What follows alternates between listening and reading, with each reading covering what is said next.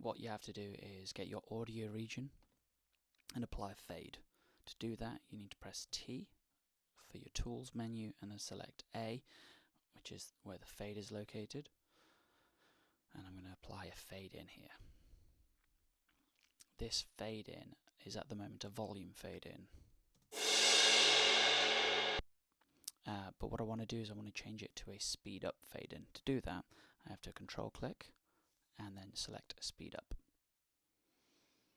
Once that has been selected, this changes to an orange line instead of a grey line, and it sounds like this.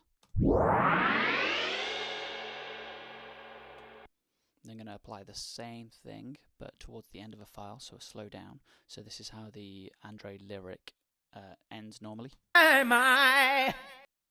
So using TA, I'm going to select and create a fade at the end. Control click or right click, choose slow down, turns it into orange, and here's what it sounds like.